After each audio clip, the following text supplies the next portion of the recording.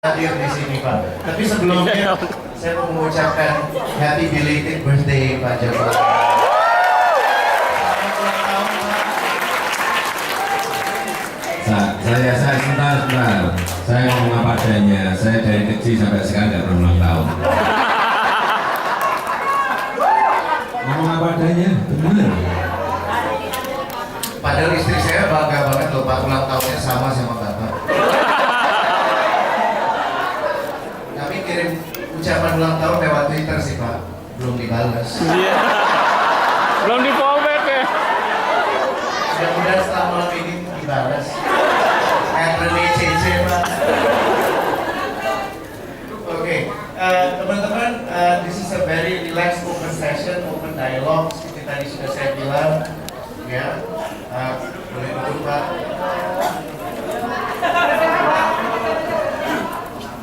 Kalau Bapak nggak duduk, saya glosor Pak. Mana ya? Pertanyaan pertama biar langsung aja Pak ya. Dari saya Pak, saya ada pengakuan sedikit boleh Pak? Deg-degan. Saya bukan pemilih PDIP Pak, tapi saya memilih Bapak.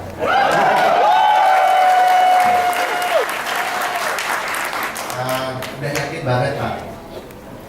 Pertanyaannya sih simpel aja Pak. Banyak di antara teman-teman yang ingin tahu kapan sih Bapak pengen jadi presiden sebenarnya, atau apa emang dari dulu? Karena kan gini Pak, yang dari sebelah itu udah setiap hari sejak 5 tahun terakhir katanya bersiap menjadi presiden.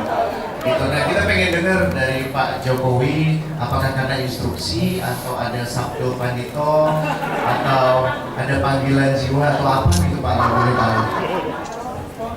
Nggak begini, saya harus ngomong apa adanya.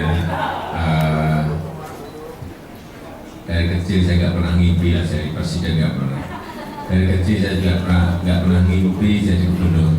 Dari kecil saya juga nggak pernah ngimpi jadi wali kota, nggak pernah. Mimpi jadi wali kota, nggak pernah mimpi jadi gubernur, nggak pernah mimpi jadi presiden. Sehingga waktu saya masuk ke Jakarta, mulai elektabilitas saya tinggi. Saya kalau ditanya jawaban saya Pak, nggak mikir, karena emang saya nggak mikir bener. Jangan dipikir saja ngomong nggak mikir, memang nggak mikir bener. Bener waktu cara gimana Pak capres copras. Jawabannya saya, ya memang saya nggak betul-betul saya nggak mikir gitu loh. Jangan dipikir saya mikir kalau ngomong nggak mikir, enggak. Bener. Swear Pak ya. Jadi terus terang saat malam itu saya diberitahu besok akan dideklarasikan sebagai capres dari PDI Perjuangan. Saya ngomong apa adanya. Saya kaget betul. Saya kaget. Karena nggak mungkin saya ini bukan ketua partai loh. Saya bukan ketua partai loh. Dia nggak.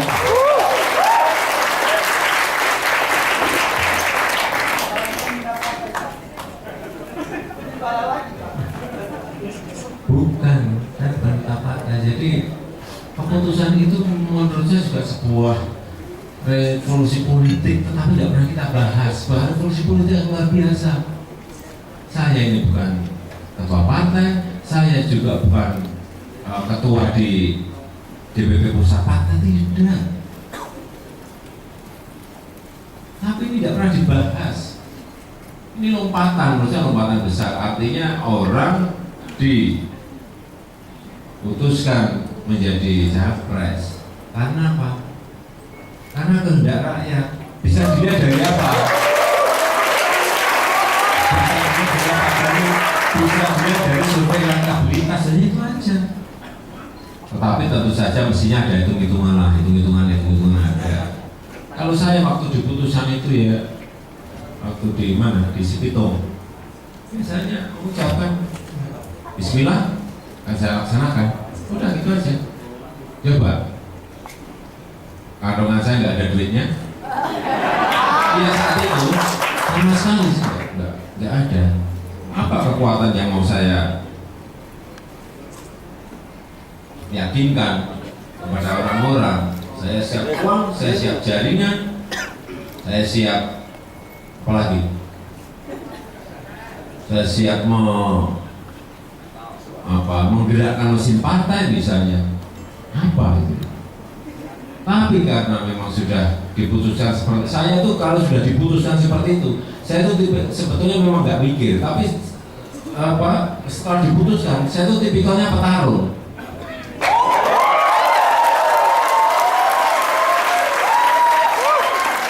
Kalau sudah diputuskan gelap itu, putuskan jelas, ya kan? Saya suruh kalah, saya nggak mau.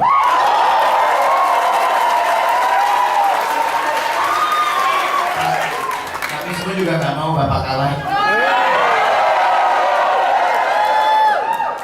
Oleh sebab itu, kalau Bapak Ibu sudah ingin tahu kenapa saya pagi subuh nanti masuk ke rumah jam 2:30, jam 3, karena saya hanya punya, saya di sini, saya nggak mau kalah, saya nggak mau mengecewakan. Yang menurut saya, sehingga saya betul-betul kerja keras. Sehari saya bisa bergerak di 3 provinsi. Pernah sehari saya bergerak di 6 kabupaten. Kalau tanya, capek nggak Pak? Enggak.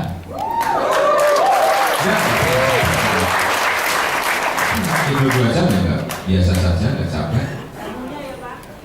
Oh, makanya jam 2 malam Pak, jam 1:30 malam Pak. Ya biasa saja saya kalau makan malam ya jam seperti itu. Biasa.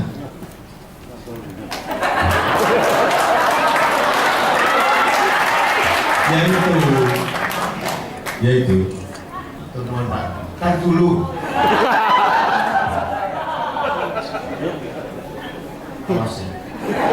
Pak mau menyampaikan aja Pak. Tadi kami sudah menjaring harapan dari teman-teman netizen di sini.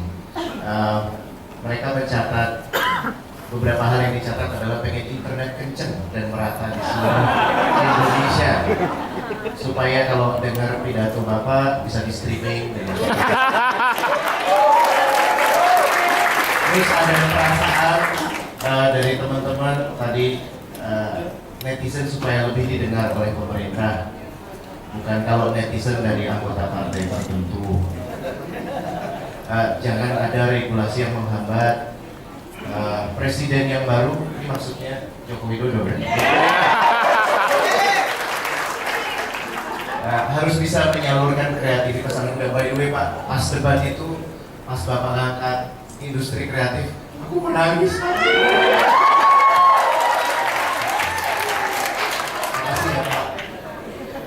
Lebih cepat membantu karakter pengguna internet yang positif dan optimis, bukan yang apatis. Akses bermanfaat dan jangan diblokir Pak. Banyak yang bermanfaat diblokir Pak. Ini ada catatan dari Syafiq, apapun itu jangan sampai di Fatul dipilih lagi.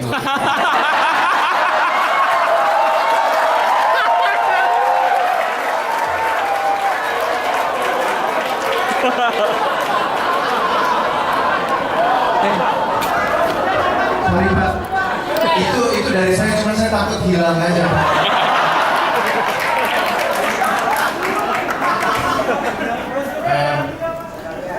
Presiden Indonesia Joko Widodo harus bisa menjadi pemimpin revolusi mental. Edukasi cara menggunakan internetnya banyak banget ya Pak. Kalau boleh tanya sih, industri kreatif di dalam pemikiran Bapak ke depannya akan seperti apa dan kita bisa bantu di mana sih? Industri kreatif ini adalah masa depan anak-anak muda kita. Saya tahu betul itu. Saya melihat sendiri industri yang berkaitan dengan animasi, dengan game, dengan film, video, kemudian musik, kemudian seni pertunjukan, kemudian fashion, kemudian produk-produk kreatif berupa t-shirt dan lain. ini sebetulnya kita ini sudah banyak yang mendunia, tetapi dalam porsi yang kecil-kecil. Tidak bisa kita ini menguasai langsung dunia dengan industri kreatif kita. Pada kesempatan itu saya lihat ada. Saya berikan contoh game. Game terbesar, industri game terbesar di Indonesia ini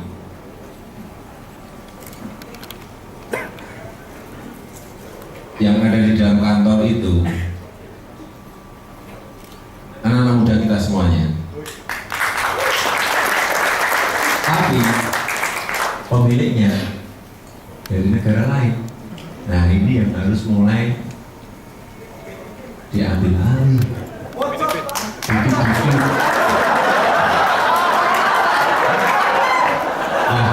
Nah, harus diambil alih bocor-bocor.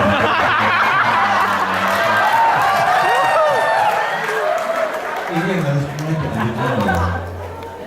Ada yang tahu ya apa industri game terbesar di Indonesia itu ada di mana? Namanya Gameloft, benar. Yang lihat sendiri. Betul, saya lihat. Di sini produksinya murah, dijual sangat mahal sekali. Ini kesempatan. Game. Yang kedua, animasi. Yang kedua, animasi.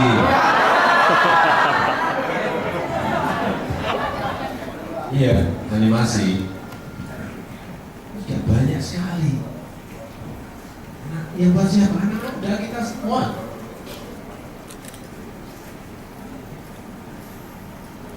Ada yang mahasiswa yang belum lulus, udah bisa bikin itu.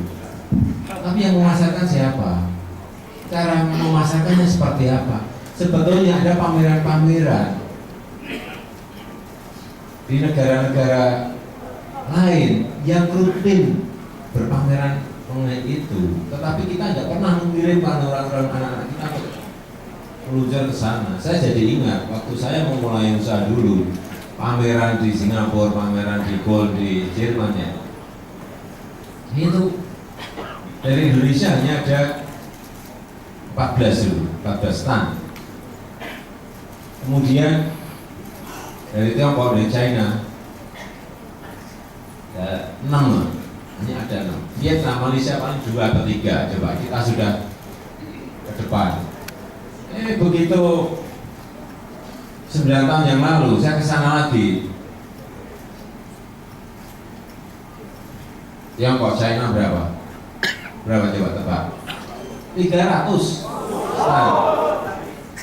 300 lebih dikit. Kita berapa coba tebak? 1. 14. Ini yang keliru, harus dibenarkan gitu. Malaysia sudah kira-kira 70, Thailand sudah kira-kira kurang lebih sama 70-80. Ini kenapa? Karena potensinya ada. Sama seperti ini, ada game, ada animasi, ada video, ada film, ada seni pertunjukan. Ini bisa dikembangkan. Seni pertunjukan kita ini kurang apa coba? Mau cari apa? Tari dari Sabang sampai Merauke, berapa ribu jenis tari kita punya? Berapa jenis musik yang kita punya? Yang negaranya nggak punya, itu nggak punya, betul-betul nggak punya. Tapi kita ini belum termanage dengan baik. Mestinya manajemen panggungnya digarap dengan baik, manajemen lightingnya digarap dengan baik, manajemen promosinya digarap dengan baik. Industri kreatif kita hanya kurangnya di situ, bocor industri kita.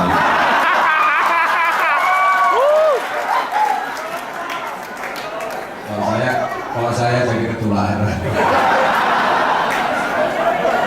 Jadi itu yang terus harus didorong. Itu tugas memberi ruang. Itu siapa yang itu tugasnya siapa? Tanggung jawabnya pemerintah, membuka pasar, memasarkan produk-produk, itu tugas pemerintah. Lewat siapa? Ada dubes kita. Dubes itu bukan hanya masa diplomasi politik. Yang banyak sekarang mestinya diplomasi dagang, memasarkan produk-produk industri kreatif kita. Di mana pasar ada, informasikan di mana kita bisa masuk, informasikan ke sini, masuk. Nih, saya melihat di Bandung kaos desainnya bagus sekali, hitam ada corak-coraknya. Ada yang tahu apa namanya? Suci. Kan? Ada denim-denimnya itu apa? Apa? Peter Denim, ya betul. Presiden itu saya ingat ya betul. Itu kaos itu luar biasa bagusnya. Harusnya industri seperti itu bisa merajai, bisa semua pasar yang ada di dunia. Saya ngerti selera seperti itu selera internasional, dan ini juga sudah masuk pasar internasional. Tapi karena kurang dukungan tidak bisa meluas menjadi kayak K-pop. Iya, K-pop itu saya tanya ke dubes Korea, berapa tahun K-pop itu disiapkan? Itu yang menyiapkan pemerintah berapa tahun coba? 14 tahun disiapkan. 14 tahun disiapkan. Dilatih ada berapa ribu di apa ya kayak apa ada idolnya gitu ya. Kayak apa? Kayak Indonesia pencarian bakatnya ya dari bawah tentu. Dapat itu dimasukkan ke pulau, dihajar fisiknya, digarap secara profesional di sini, sehingga muncul sebuah produk K-pop itu. 14 tahun, bukan hanya dadaan loh. Sehingga bisa langsung menguasai dunia. Yang ngomong dubesnya bukan saya. Iya kan? Ini pentingnya negara hadir dalam setiap peluang dan kesempatan yang dikerjakan oleh rakyatnya. Anak mudanya itu.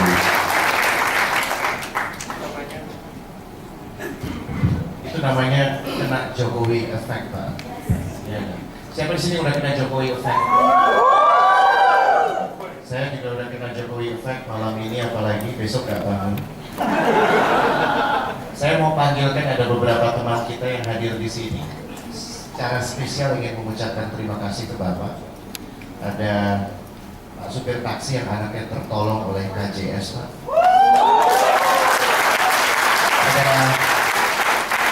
Ada orang yang naik becak mengumpulkan sumbangan untuk Bapak, namanya Pak Hari. Boleh menunjukkan nggak?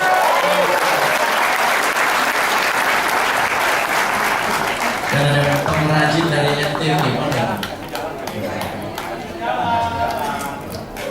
Oke, dengan sangat cepat karena kita ingin langsung beraudiensi, langsung tanya jawab. Boleh cerita Pak, cepat saja. Terima kasih Pak. Maju Pak, silakan.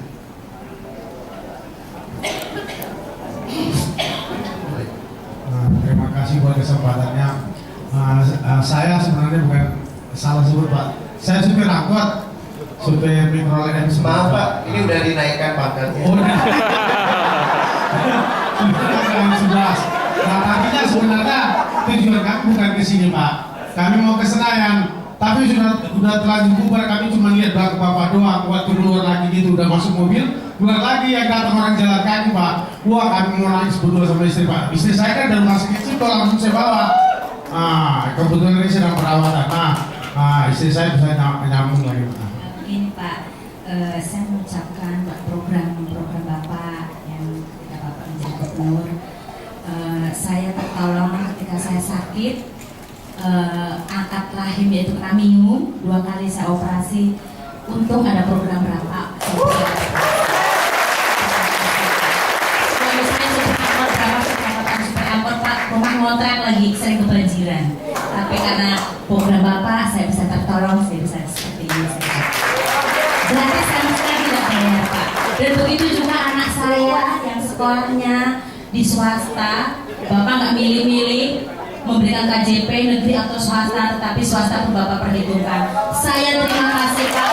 Yang tadinya anak saya nggak bisa bisa Bapak kontak bekas-bekas boleh saya minta dari saudara atau teman. Tapi karena anak saya mendapat KJP dari Bapak, anak saya bisa beli seragam dan sepatu Pak. Saya terima kasih Bapak. Harapan saya ke depan nanti Bapak jadi presiden semua akan dijangkau oleh Bapak.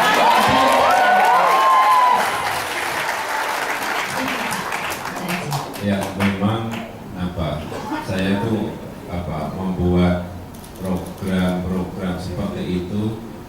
berasal dari mana sih? Karena saya mendengar keluhan masyarakat. Karena saya setiap ke kampung, setiap ke pasar itu ada keluhan-keluhan yang saya dengar. Bukan apa-apa, saya dengar. Juga di sosial media juga itu saya dengar. Semuanya kita dengar untuk apa? Untuk membuat sebuah kebijakan yang konkret. Saya nggak mau membuat kebijakan yang wacana yang kalau di awang-awang di langit-langit kemudian nggak nginjak bumi. Untuk apa? Supaya apa? Supaya program itu bisa dirasakan secara nyata, secara real oleh masyarakat. Kelihatannya kalau mungkin orang-orang kaya tidak berpikir apa sih gunanya kartu Jakarta Sehat, tetapi begitu kayak Pak Purba keluarganya ada yang sakit, kemudian kalau operasi harus berapa ratus juta sekarang, bukan puluhan juta, sudah ratusan juta. Terus dari mana?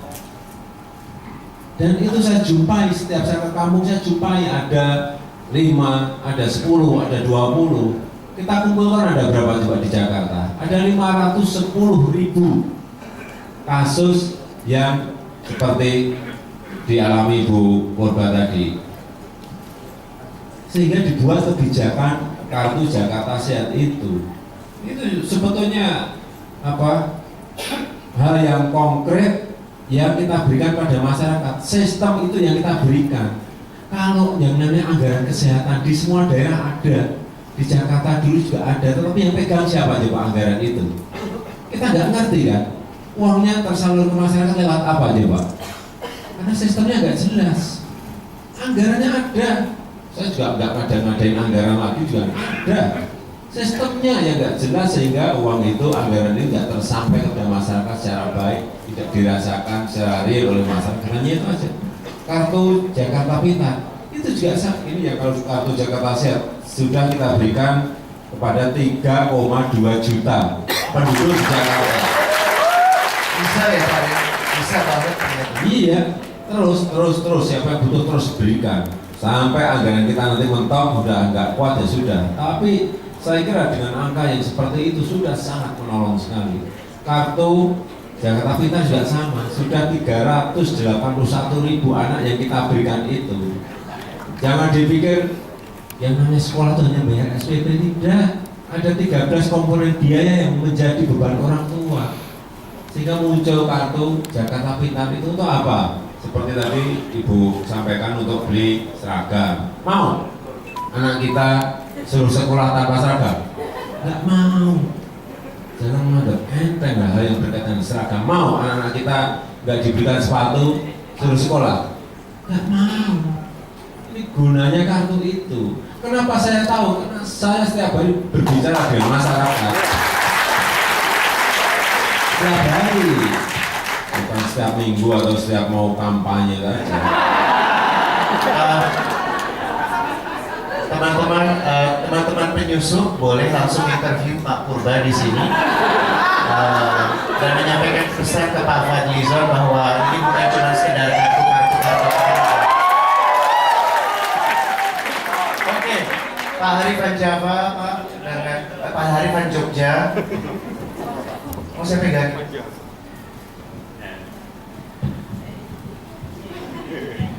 Oke, terima kasih atas waktunya. Jadi perkenalkan Pak Jokowi, kami berdua ini tukang becak dari Yogyakarta. Nama saya Blasius Haryadi, namun lebih dikenal di media itu sebagai Harifan Jogja. Ini memang berbau Belanda karena kebetulan saya bisa komunikasi juga dalam bahasa Belanda dalam melayani wisatawan Belanda. Kemudian di sebelah saya Bapak Abuanto, dan kebetulan kami berdua ini satu pangkalan di Jalan Prawiro Taman, Yogyakarta. Nah, kami berdua merasa tergerak untuk ikut membantu kemenangan pasangan Pak Jokowi dalam Pilpres 2014 ini. Namun apa daya Pak, kami berdua orang-orang miskin yang tidak punya dana untuk membantu dana kampanye Pak Jokowi dan Yusuf Kala. Kami berdua hanya punya dengkul, Pak. Kami berdua hanya punya dengkul. Dan kami niat secara tulus membantukan dengkul kami.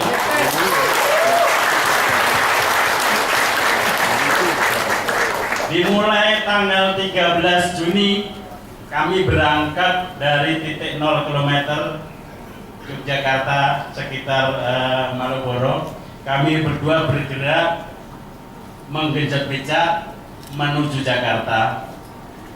Dan dalam perjalanan kami berdua ini tidak hanya sekedar jalan-jalan yang tanpa makna.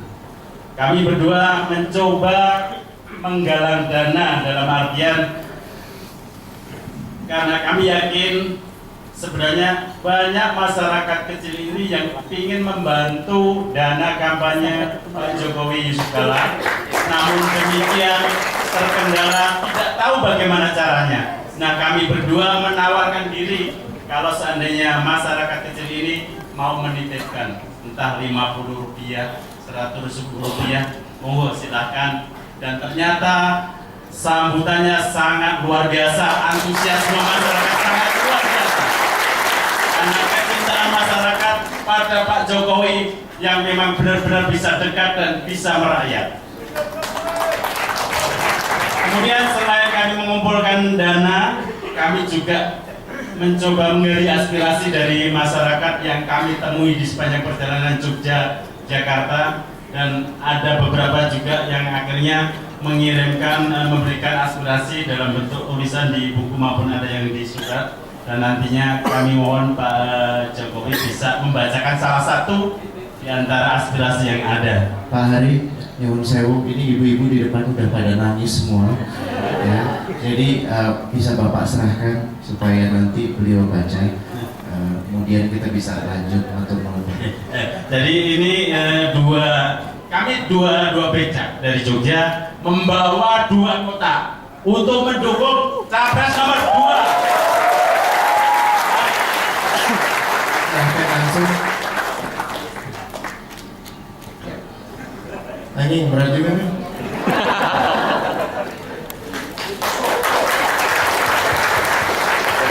Dari 2 kota ini kami mengharapkan bahwa ini sebuah kontrak politik antara Pak Jokowi dengan rakyat kecil seperti kami ini. Semoga nanti ketika memimpin negeri ini Pak Jokowi selalu ingat dengan masyarakat kecil seperti kami.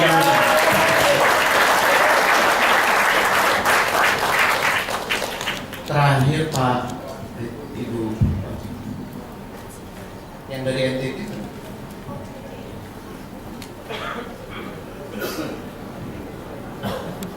Ya, biar cepat silakan Pak.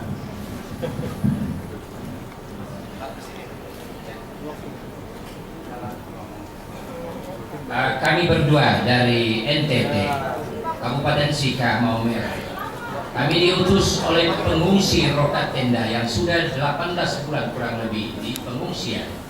Mereka rindu kedatangan Pak Jokowi ke Maumere, tapi karena kami tidak dapat kepastian kapan, mereka patungan kumpul uang tiket mengutus kami datang bertemu dengan Pak Jokowi.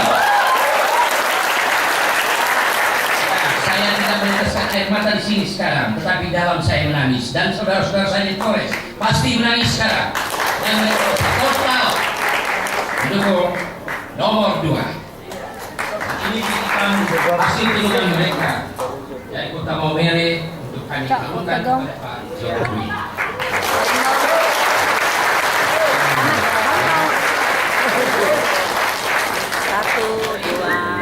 Dari Pak Solo Tetangga. Nggak kelihatan. Ya.